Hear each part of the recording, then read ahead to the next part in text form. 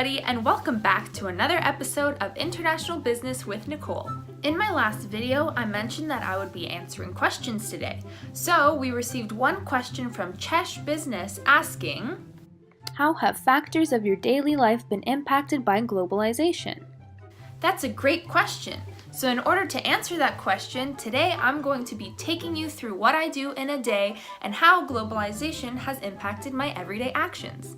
Before we start, let's think back to what globalization actually means. So globalization is the ability of doing business without borders. Think of it as the world map, but without all those borders separating all the countries. We are able to obtain products from all across the world without any restrictions. Actually, maybe some restrictions. It depends what kind of sanctions or trade agreements are between those countries. Great, so now I'm going to take you through how my daily events have been impacted by globalization. So this morning I'm going to drink some coconut water in a glass, but not just any glass. It is a glass from IKEA. So the question is, how did this glass from IKEA, a multinational enterprise in Sweden, get all the way here on my counter in Canada?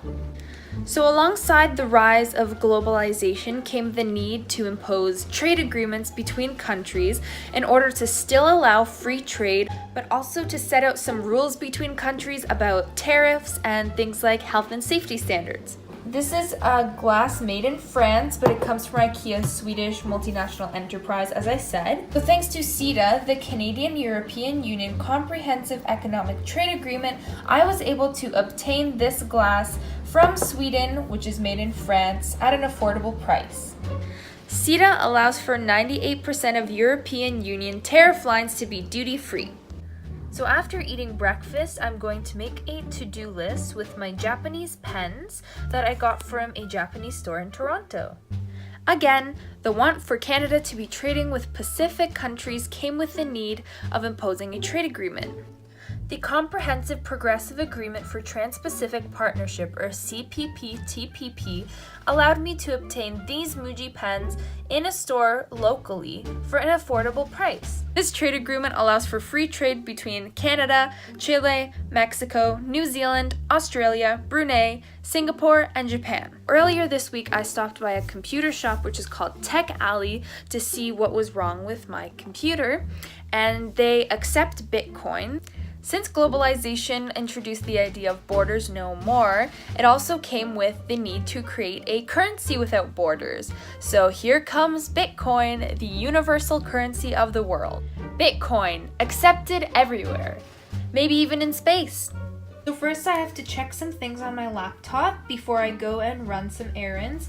So my laptop's a MacBook Pro, which is designed in California and assembled in China. So thanks to globalization's economic impact, Apple, an American company, is able to outsource and produce these laptops in China, which allows for me, the consumer, to obtain it at a decently affordable price. Because if it was produced in California and designed in California, the production cost would be much higher, which means the sale cost would be a lot higher as well.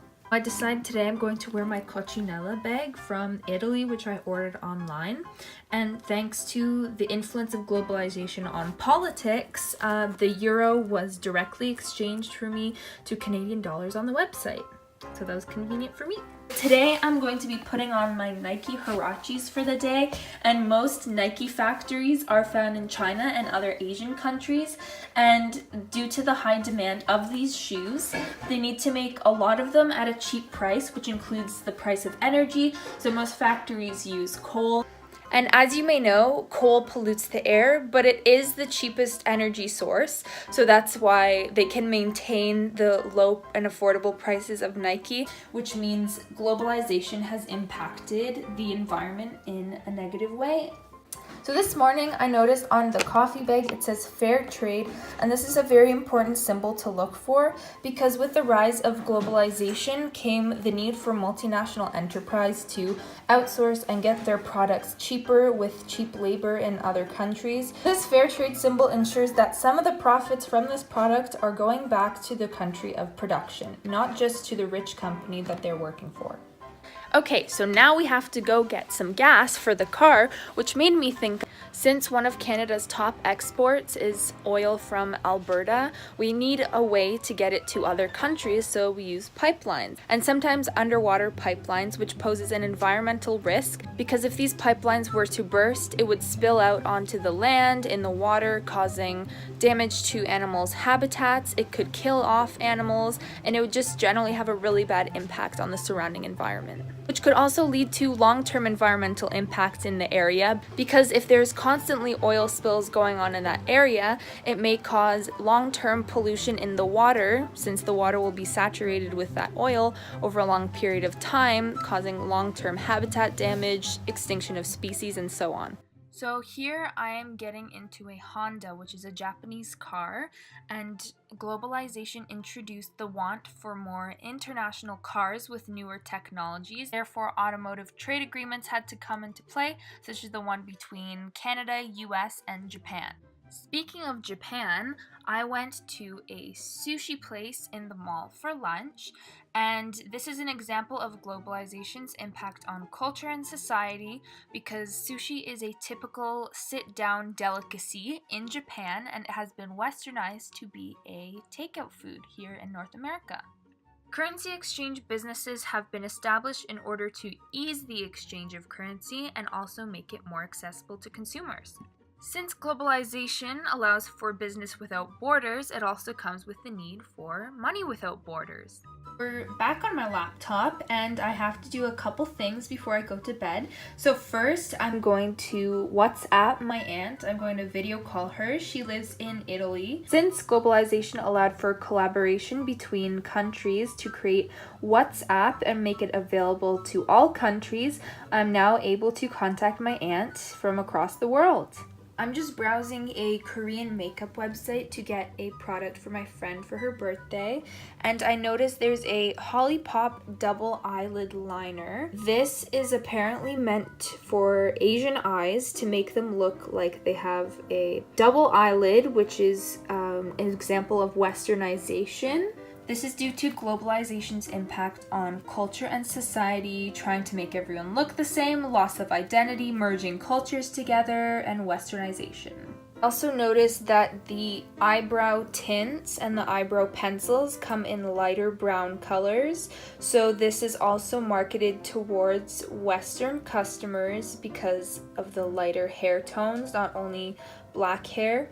Also, I just wanted to add in there that it's not only for Western customers, it's also for Asian customers that maybe dyed their hair a lighter color due to westernization and have to match their eyebrow color to their new hair color. So this is another example of how globalization has changed marketing and consumerism in order to satisfy the wants of all cultures. One more thing on my laptop. The other day I was in the mall and I saw Red by Apple. So they partnered with Red, which is an AIDS awareness and prevention organization, in order to create awareness that AIDS is a big problem in third world countries. And their goal is to completely get rid of AIDS worldwide by 2020. So Apple, this huge multinational enterprise partnering with Red, creates global awareness about this issue taking place in third world countries. So there's yet another example of globalization's impact on culture and society. The final thing I'm going to do before going to bed is washing my face. So I'm using this face wash from Korea. It's called Innisfree. And thanks to globalization, I don't have to be Korean. I don't have to live in Korea to use this Korean face wash. It's the idea that globalization has created that all cultures can share the same interests and like the same products. What a long day it was talking about globalization, but I'm so glad I got to show you exactly how much my life has been impacted by it. Thank you so much for watching this episode of International Business with Nicole. I hope you enjoyed. See you next time.